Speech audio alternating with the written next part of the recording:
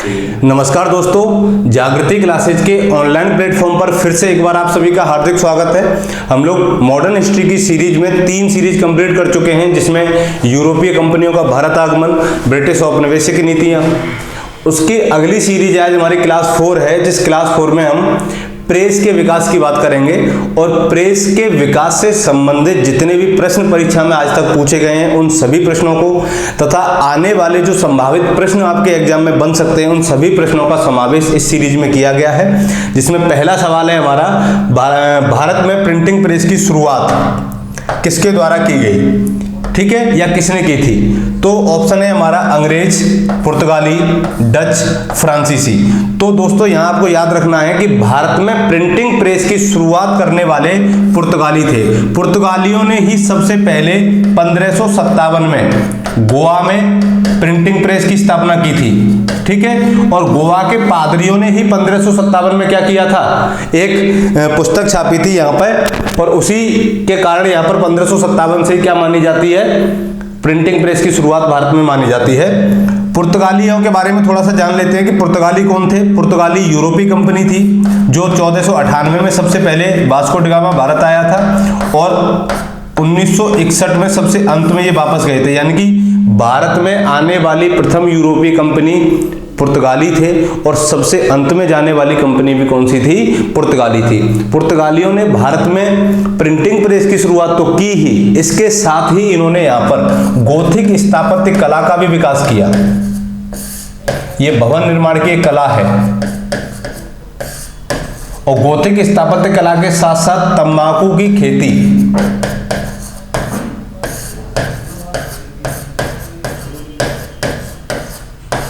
ये दोनों चीजों का श्रेय किसको दिया जाता है? भारत में तंबाकू की खेती करने का श्रेय पुर्तगालियों को जाता है और गोथिक स्थापत्य कला के विकास का श्रेय भी किसको जाता है? पुर्तगालियों को। प्रिंटिंग प्रेस की शुरुआत भी किसने की? पुर्तगालियों ने की। तो इस तरह हमारा राइट आंसर क्या होगा, वह हो जाएगा पुर्तगाली। अगले सवाल की ओर जाते हैं। दूसरा सवाल है, ईस्ट इंडिया कंपनी ने 1684 ईस्वी में अपना पहला प्रिंटिंग प्रेस कहां स्थापित किया था? अब बात आ रही है ब्रिटिश ईस्ट इंडिया कंपनी की, इसका मतलब अंग्रेजों की, कि अंग्रेजों ने अपना पहला प्रिंटिंग प्रेस का विकास कहां पर किया था? तो देखिए दोस्तों, अंग्रेजों ने सबसे पहले 1684 ईस्वी में प्रिंटिंग प्रेस का विकास किया है। 1684 में इन्होंने कहां पर शुरुआत की थी? बंबई में। तो अंग्रेजों ने अपनी पहली प्रिंटिंग प्रेस कहां खोली? बंबई में। पुर्तगालियों ने कहां खोली? गोवा में। कब खोली? 1557 में। अंग्रेजों ने कब खोली? 1684 में, लगभग 130 साल के बाद में। क्लियर है? अगला सवाल,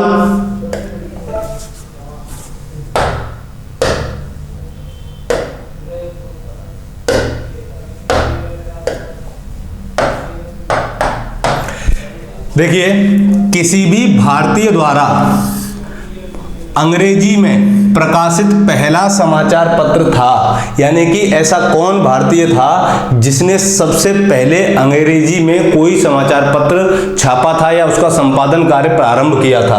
तो इनमें देखते हैं कि इसमें समाचार पत्र का नाम पूछा है। हो सकता है कि आपसे समाचार पत्र का नाम ना पूछ करके उस व्यक्ति का नाम पूछ ले जिसने अंग्रेजी भाषा के उस समाचार पत्र का संपादन किया था। तो देखिए, पहला है उदत्त मार्तंड। तो उदत्त मार्तंड हमारा ऑप्शन में नहीं होगा। ऑप्शन में क्यों नहीं होगा? क्योंकि उदत्त मार्तंड जो है ये हिंदी भाषा का पहला समाचार पत्र है। कौन सी भाषा का? हिंदी भाषा का। और हिंदी भाषा का है और इसका जो प्रकाशन किया था वो किया था जुगल किशोर शर्मा ने, कलकत्ता से।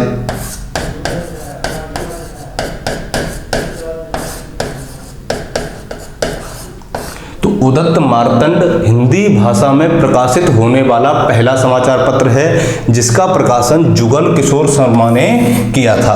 क्लियर है? तो ये ऑप्शन तो हमारा यहाँ होगा नहीं। दूसरा है बंगाल गजट। तो Bengal Gazette James Augustus Hicky के द्वारा भी प्रकाशित किया गया था, लेकिन बाद में इसको बंद कर दिया गया और फिर इसके बाद में गंगाधर भट्टाचार्य ने इसका प्रकाशन प्रारंभ किया था। किसने? गंगाधर भट्टाचार्य। ठीक है। तो इस तरह हमारा राइट आंसर क्या हो जाएगा, बी हो जाएगा। जो बंगाल गजट किसी भी भारतीय के द्वारा शुरू किया गया अंग्रेजी भाषा का पहला समाचार पत्र था और इसके संपादक कौन थे, गंगाधर भट्टाचार्य थे। अब इन दोनों की भी बात कर लेते हैं कि ये दोनों क्या है, सोम प्रकाश। तो सोम प्रकाश क्या है, सोम प्रकाश भी एक समाचार पत्र था और इस समाचार पत्र के जो संपादक थे वो थे ईश्वर चंद्र विद्यासागर। ये बहुत बार परीक्षा में पूछा जाता है सोम प्रकाश के बारे में, बताता हूं ये क्यों इंपॉर्टेंट है। तो ईश्वर चंद्र विद्यासागर ने इसका संपादन कार्य किया था और सोम प्रकाश एक ऐसा समाचार पत्र है जिसके खिलाफ 1878 में लॉर्ड लेटन के द्वारा वर्नाक्यूलर प्रेस एक्ट लाया गया था और उसी के द्वारा इस समाचार पत्र को क्या कर दिया गया, प्रतिबंधित कर दिया गया। ठीक है, अगला आ रहा है दर्पण। तो दर्पण जो समाचार पत्र है दोस्तों, ये मराठी भाषा का समाचार पत्र है और इसके जो संपादक थे वो थे बाल शास्त्री। कौन थे, बाल शास्त्री। लेकिन प्रश्न क्या है हमारा कि किसी भी भारतीय के द्वारा अंग्रेजी में प्रकाशित पहला समाचार पत्र था बंगाल गजट। ठीक है, यहां तक की चीजें आपकी क्लियर हो गई। अब अगले प्रश्न की ओर चलते हैं।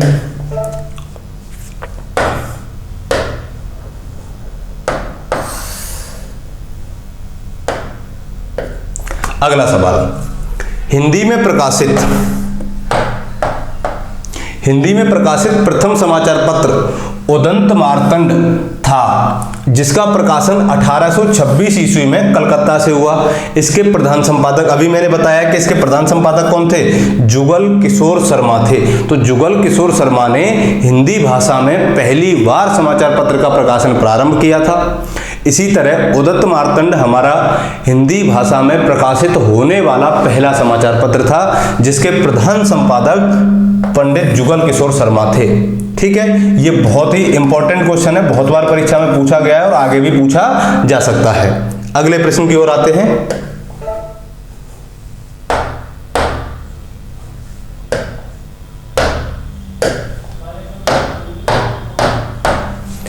भारत में राष्ट्रीय प्रेस की स्थापना का श्रेय निम्न में से किसे दिया जाता है। तो भारत में राष्ट्रीय प्रेस की स्थापना का श्रेय, तो देखिए दोस्तों, एक व्यक्ति थे राजाराम मोहन राय। तो राजाराम मोहन राय को भारत में राष्ट्रीय प्रेस का अग्रदूत, या ये एक समाज सुधारक थे जिन्होंने ब्रह्म समाज की स्थापना की थी और प्रेस के स्वतंत्रता की बात की थी। ठीक है, इन्होंने मिरातुल अखबार और संवाद कौमुदी नाम से दो पुस्तकें भी छापी थी, एक अखबार निकाला था मिरातुल अखबार उर्दू में। तो इसका राइट आंसर क्या हो जाएगा हमारा, राजाराम मोहन राय हो जाएगा। तो राजाराम मोहन राय ने क्या किया था, इनके बारे में भी थोड़ा सा फैक्ट याद रखना है आपको कि इन्होंने क्या किया, ब्रह्म समाज की स्थापना की। ठीक है, और ये वही इनको राजा की उपाधि जो दी थी, यानी कि पहले इनका नाम राम मोहन राय था, राजा की इनको उपाधि मिली और राजा की उपाधि इनको किसने दी थी, अकबर द्वितीय ने दी थी। ये मुगल सम्राट थे अकबर द्वितीय। इन्हीं के केस को लड़ने के लिए ये इंग्लैंड गए थे, इनके पेंशन का मामला था जिसे वो जीत गए थे। इसके बाद में अकबर द्वितीय ने इनको राजा की उपाधि से घोषित किया था और तब से इनका नाम क्या हो गया था, राजाराम मोहन राय। तो राजाराम मोहन राय को भारत में राष्ट्रीय प्रेस की स्थापना का श्रेय दिया जाता है। तो इस तरीके से हमारा राइट आंसर क्या हो जाएगा, राजाराम मोहन राय हो जाएगा। अगले प्रश्न की ओर बढ़ते हैं।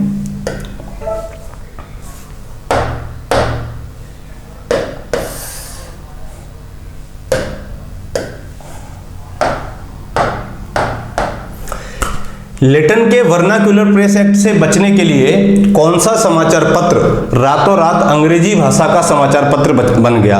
तो देखिए, लॉर्ड लेटन जो वर्नाक्यूलर प्रेस एक्ट लेकर के आए थे वो कब आए थे, 1878 ईस्वी में। ठीक है, तो कौन सा प्रकाश ऐसा था, यानी कि देखो इसमें एक दे रखा है ऑप्शन सोम प्रकाश। तो सोम प्रकाश तो वो समाचार पत्र था जिसके खिलाफ वर्नाक्यूलर प्रेस एक्ट लाया गया।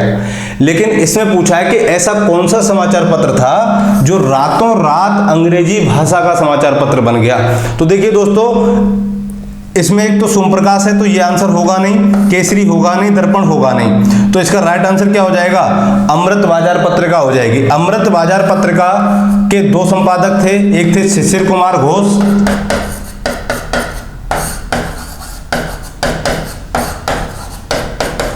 और दूसरे थे मोतीलाल घोष।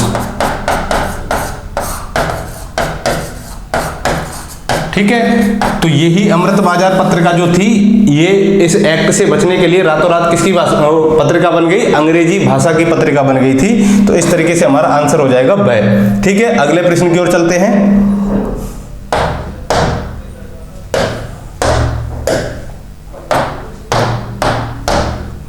निम्नलिखित में से किस समाचार पत्र का प्रकाशन सैन फ्रांसिस्को से किया गया? तो देखिए दोस्तों, इनमें पूछा गया है कि ऐसा कौन सा समाचार पत्र था जिसका प्रकाशन सैन फ्रांसिस्को से हुआ था। तो ऑप्शन में पहला ऑप्शन है नेशनल हेराल्ड, दूसरा है द इंडिपेंडेंट, तीसरा है द कॉमरेड और चौथा है आपका गदर। तो हमें इसमें से बताना है कि ऐसा कौन सा समाचार पत्र था। तो एक बार देख लेते हैं। नेशनल हेराल्ड, तो नेशनल हेराल्ड के संपादक थे पंडित जवाहरलाल नेहरू,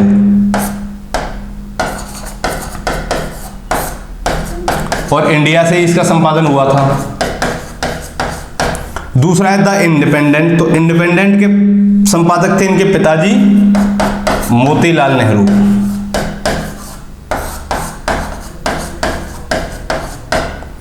कॉमरेड, कॉमरेड जो पत्रिका है ये किसकी है? कॉमरेड है मोहम्मद अली की, तो ये भी इंडिया से हुई थी।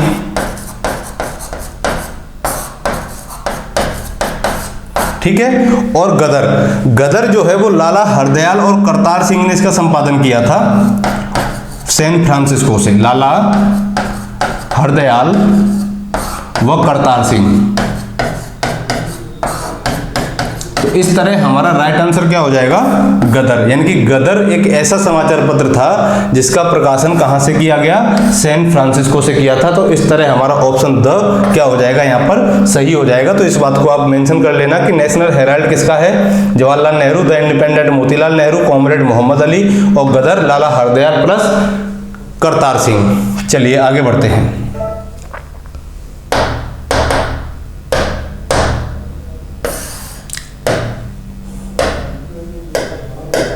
अब इसमें पूछा है कि निम्न में से कौन सा सुमेलित नहीं है। तो देखिए अनहैप्पी इंडिया, तो अनहैप्पी इंडिया के आगे दे रखा है लाला लाजपत राय, इंडिया डिवाइडेड राजेंद्र प्रसाद, गीता रहस्य Mahatma Gandhi, India home rule Mahatma Gandhi. तो इनमें से पूछा गया कि कौन सा ऑप्शन है जो सही सुमेलित नहीं है, यानी कि एक तरफ कुछ पत्रिकाओं के नाम है और दूसरी तरफ उनके लेखकों के नाम है, तो उनमें से कौन सही तरीके से संबंधित नहीं है। तो देखिए अनहैप्पी इंडिया, इसके संपादक थे लाला लाजपत राय, इंडिया डिवाइडेड इसके संपादक थे डॉक्टर राजेंद्र प्रसाद, गीता रहस्य, तो गीता रहस्य के संपादक महात्मा गांधी नहीं थे बल्कि कौन थे? बाल गंगाधर तिलक थे, यानी कि बीजी तिलक।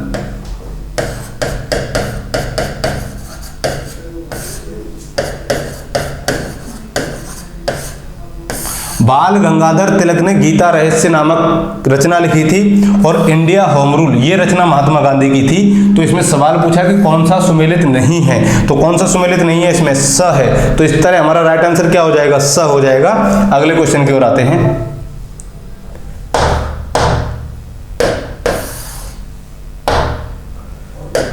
अब देखिए इसमें पूछा गया है कि निम्न में से कौन सा समाचार पत्र महात्मा गांधी से संबंधित नहीं है। तो हमें बताना है कि ऐसा कौन सा समाचार पत्र है जिसका प्रकाशन गांधी जी ने नहीं किया। तो देखिए दोस्तों, यंग इंडिया का प्रकाशन गांधी जी ने किया था 1919 में। कहां से? अहमदाबाद से। नवजीवन का प्रकाशन भी उन्होंने अहमदाबाद से किया। हरिजन का प्रकाशन किया था उन्होंने 1933 में, और इन दोनों का किया था 1919 में। तो कॉमनवेल्थ नामक पत्रिका है, ये गांधी जी की नहीं है। तो इस तरीके से गांधी जी से संबंधित कौन सी पत्रिका है? कॉमनवेल्थ, जो उनसे रिलेटेड नहीं है। तो इस तरीके से कॉमनवेल्थ किसकी पत्रिका है? एनी बेसेंट की पत्रिका है। ये बात आपको यहाँ याद रखना कि कॉमनवेल्थ किससे रिलेटेड है? एनी बेसेंट से रिलेटेड है। ठीक है दोस्तों, तो आगे बढ़ते हैं। देखो एनी बेसेंट को ग्लासगो स्कॉटलैंड से, हाँ यहाँ पर एक फैक्ट और यहाँ पर मेंशन कर लेना, एक स्थान है स्कॉटलैंड में ग्लासगो,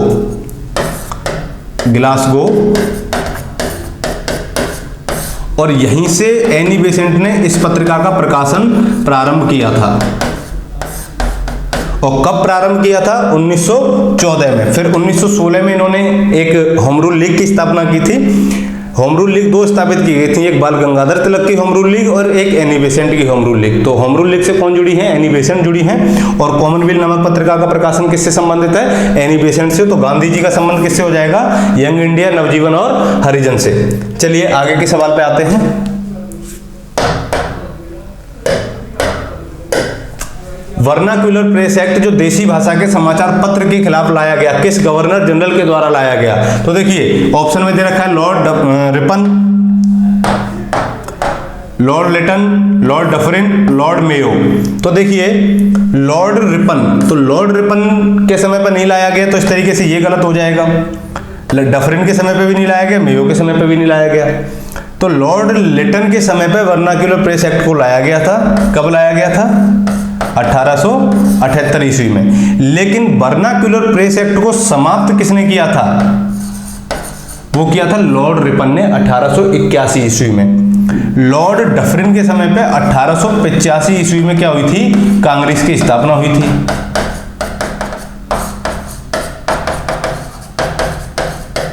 ठीक है।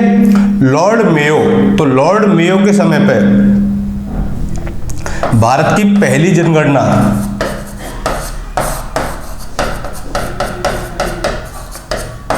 1872 में की गई थी। ठीक है। और लॉर्ड रिपन को स्थानीय सुशासन का जनक कहा जाता है। ये 2-3 फैक्ट और निकल के आते हैं यहां से कि स्थानीय सुशासन का जनक किसे कहा जाता है? तो लॉर्ड रिपन को कहा जाता है। ये बात आप याद रखना। ठीक है। स्थानीय सुशासन का जनक, तो कांग्रेस की स्थापना के समय गवर्नर जनरल कौन थे? Lord Dufferin. तो इस तरीके से वर्नाक्यूलर प्रेस एक्ट को कौन सा गवर्नर जनरल लेके आया था? Lord Lytton. और सवाल अगर ऐसे पूछा जाए कि वर्नाक्यूलर प्रेस एक्ट को किस गवर्नर जनरल ने समाप्त किया था, तो लॉर्ड रिपन आंसर होगा। तो इस प्रश्न का जो आंसर होगा हमारा वो क्या हो जाएगा? लॉर्ड लिटन हो जाएगा। लॉर्ड मेयो जिनके समय पे भारत की पहली जनगणना की गई, लॉर्ड रिपन 1881 में इन्होंने इसको समाप्त किया। इन्होंने स्थानीय सुशासन का इनको जनक कहा जाता है। और इन्हीं के समय पे भारत की पहली क्रमबद्ध जनगणना की शुरुआत भी हुई थी 1881 में। ठीक है। और तब से प्रति 10 वर्ष के बाद में क्या होती है? जनगणना भारत में होती है। अगले प्रश्न की ओर आते हैं।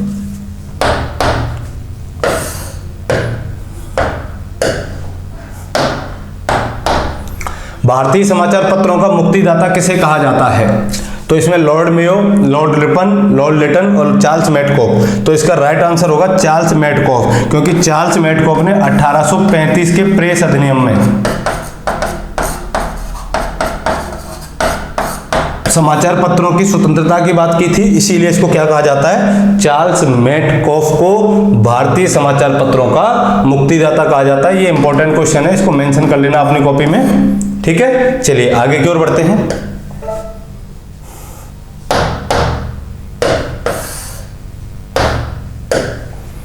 अमेरिका में हिंदुस्तान अखबार किसने शुरू किया था? अमेरिका में हिंदुस्तान अखबार, ये फैक्चुअल सवाल है, इसमें कुछ ज्यादा समझाना नहीं है। तारकनाथ दास थे जिन्होंने अमेरिका में क्या की थी? हिंदुस्तान अखबार की शुरुआत की थी। तो इसका राइट आंसर डी हो जाएगा, तारकनाथ दास। चलिए अगला सवाल। ये वो सवाल हैं जो परीक्षा में आए हुए हैं और आने की संभावना है, क्योंकि कई सारे सवाल क्या होते हैं, बार बार रिपीट होते हैं परीक्षाओं में। निम्नलिखित में से कौन क्रांतिकारी पत्र वंदे मातरम का संपादक था? मोहम्मद अली नहीं थे, ये भी गलत है।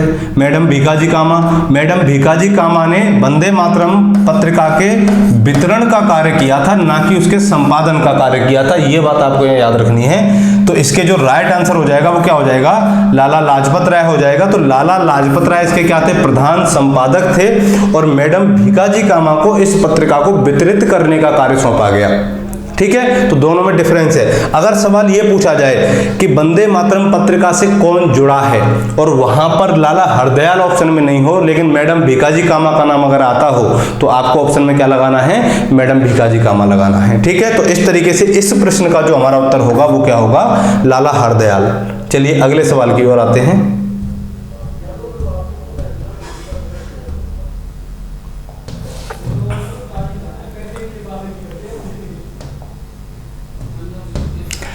एक साप्ताहिक के रूप में यंग इंडिया का शुभारंभ किया गया था। तो देखिए यंग इंडिया, तो यंग इंडिया का शुभारंभ किया था दोस्तों होम रूल पार्टी ने। और जिस समय इसका शुभारंभ हुआ था उस समय जमुना दास,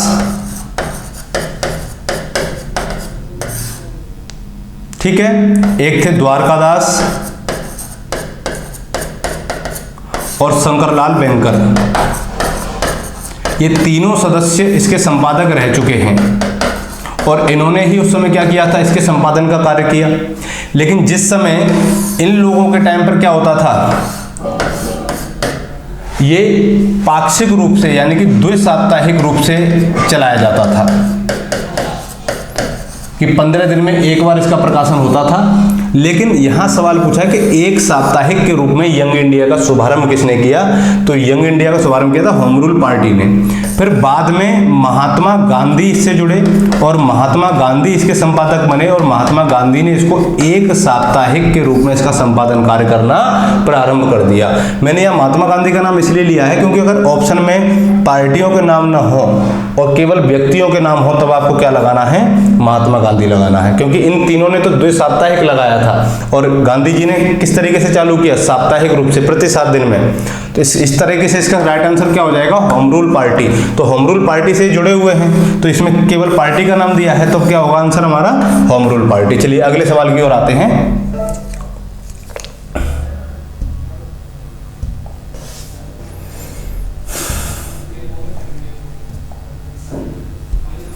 निम्नलिखित में से कौन सा एक जनरल अबुल कलाम आजाद द्वारा प्रकाशित था। देखते हैं, अल हिलाल, कामरेड, इंडियन सोशियोलॉजिस्ट, जमींदार। तो देखिए इसमें से अल हिलाल जो है वो अबुल कलाम आजाद से जुड़ा हुआ है। अबुल कलाम आजाद ने इसका प्रकाशन शुरू किया था, तो इस तरीके से अबुल कलाम आजाद से रिलेटेड कौन सा हो जाएगा, अल हिलाल हो जाएगा। इस तरह हमारा आंसर कौन सा सही होगा, इसमें ए सही हो जाएगा। चलिए अगले सवाल की ओर आते हैं। ये बहुत ही फैक्चुअल सवाल है। 16वां सवाल, मराठी पाक्षिक बहिष्कृत भारत किसने प्रारंभ किया था? तो देखिए, देख लेते हैं। देखो, बहिष्कृत भारत, तो इसको समझने से पहले हमें एक चीज समझनी पड़ेगी कि एक बहिष्कृत हितकारिणी सभा की स्थापना हुई थी। कब? 1924 में। किसकी? बहिष्कृत हितकारिणी सभा। और बहिष्कृत हितकारिणी सभा की स्थापना अंबेडकर ने की थी और इसकी स्थापना का जो उद्देश्य था वो ये था कि जो अछूत लोग हैं, ठीक है, उन अछूत लोगों का नैतिक और भौतिक विकास या नैतिक और भौतिक उत्थान किया जा सके। इस तरीके से इन्होंने क्या किया, बहिष्कृत हितकारिणी सभा की स्थापना की। इसके 3 साल बाद 1927 में उनकी जो सामाजिक स्थितियां थी, जो आर्थिक परिस्थितियां थी, उन सबको खुलकर के बी.आर. अंबेडकर ने किसमें प्रदर्शित किया, बहिष्कृत भारत नामक पत्रिका में। तो इस तरीके से बहिष्कृत भारत पत्रिका से कौन जुड़े हुए हैं, बी.आर. अंबेडकर। ये कौन सी भाषा में लिखी जाती थी, मराठी भाषा में।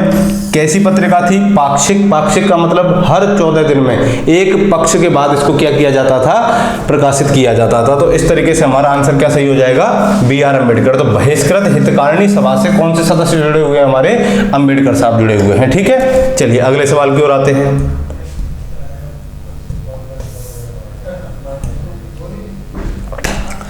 कानपुर से प्रकाशित किस समाचार पत्र के माध्यम से, कहां से, कानपुर से प्रकाशित किस समाचार पत्र के माध्यम से विजय सिंह पथिक ने बिजोलिया आंदोलन को समूचे भारत में चर्चा का विषय बना दिया? बहुत ही मोस्ट इंपॉर्टेंट क्वेश्चन है ये दोस्तों, पूछा जाता है कई बार परीक्षा में। तो कानपुर से प्रकाशित, तो देखिए कानपुर से प्रकाशित ऐसा कौन सा समाचार पत्र था जिस समाचार पत्र के माध्यम से एक छोटी सी रियासत में हुए किसान आंदोलन को विजय सिंह पथिक ने पूरे देश की चर्चा का विषय बना दिया? तो वो जो समाचार पत्र था उसका नाम था प्रताप। और प्रताप के जो संपादक थे वो थे गणेश शंकर विद्यार्थी। तो गणेश शंकर विद्यार्थी विजय सिंह पथिक के बहुत अच्छे मित्र थे, जिनकी सहायता से उन्होंने बिजोलिया किसान आंदोलन को पूरे देश में प्रसिद्ध किया। और गांधी जी की नज़र उस आंदोलन की ओर गई और गांधी जी को पहली बार पता चला कि बिजोलिया में भी किसानों में रोष है। वहाँ लगान की विरोध में किसानों ने क्या किया था, आंदोलन किया था। और उस लगान के विरोध में जब आंदोलन किया गया तो बिजोलिया उदयपुर रियासत का हिस्सा था उस समय, ठीक है। और जब बिजोलिया किसान आंदोलन हुआ उस समय तो विजय सिंह पथिक ने उसका नेतृत्व किया। उससे पहले उसका जो नेतृत्व किया था वो किया था साधु सीताराम दास ने। तो साधु सीताराम के बाद में उसका नेतृत्व विजय सिंह पथिक के हाथों में आ गया, जिसको उन्होंने प्रताप पत्रिका के माध्यम से क्या किया, समूचे भारत में चर्चा का विषय बना दिया। इस तरीके से इसका राइट आंसर क्या हो जाएगा, प्रताप हो जाएगा। और प्रताप के संपादक कौन थे, गणेश शंकर विद्यार्थी। और इसका प्रकाशन कहां से होता था, कानपुर से होता था। यह बात आपको याद रखनी है। अगले प्रश्न की ओर आते हैं, ठीक है।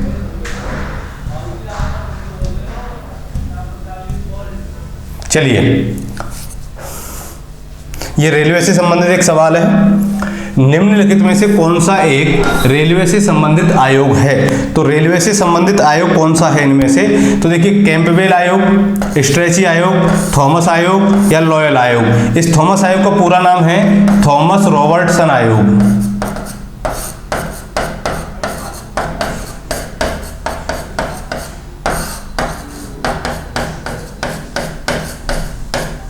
थॉमस रॉबर्टसन आयोग। तो थॉमस रॉबर्टसन आयोग जो है वो रेलवे से संबंधित है। ये आयोग 1902 में स्थापित किया गया था लॉर्ड कर्जन के समय पे।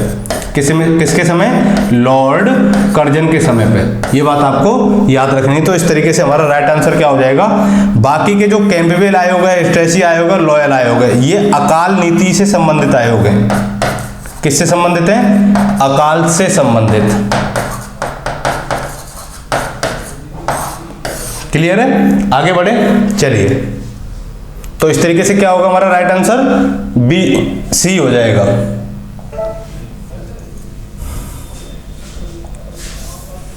उन्नीसवां सवाल, निम्नलिखित में से किस आयोग ने अपनी रिपोर्ट में सुझाव दिया कि सिविल सेवा के लिए प्रतियोगी परीक्षा भारत और इंग्लैंड में एक साथ कराई जाए। तो देखिए, इनमें से ऐसा कौन सा आयोग था जिसने सिफारिश की थी कि भारत में सिविल सेवा की परीक्षा और इंग्लैंड में सिविल सेवा की परीक्षा दोनों एक साथ कराई जानी चाहिए। तो उनमें था एसलिंगटन आयोग। एसलिंगटन आयोग ने क्या किया था, भारत में सिविल सेवा परीक्षा की और इंग्लैंड में सिविल सेवा परीक्षा को एक साथ कराए जाने के बारे में सुझाव दिया था। और 1922 से फिर ये हुआ भी था कि 1922 से फिर सिविल सेवा परीक्षा कहाँ होने लगी, भारत में भी होने लगी। इससे पहले वो परीक्षा केवल इंग्लैंड में होती थी और 1855 में सिविल सेवा का गठन किया गया था। तो 1855 से लेकर के 1921 तक जो सिविल सेवा की परीक्षा होती थी वो केवल कहाँ होती थी, इंग्लैंड में होती थी। और 1922 से पहली बार भारत में प्रारंभ हुई। तो यहाँ ये भी पूछा जा सकता है कि भारत में सिविल सेवा परीक्षा कब से शुरू हुई, तो 1922 से। और इंग्लैंड में कब तक हुई, तो 1855 से लेकर के 1921 तक। क्लियर है, अगले सवाल की ओर आते हैं।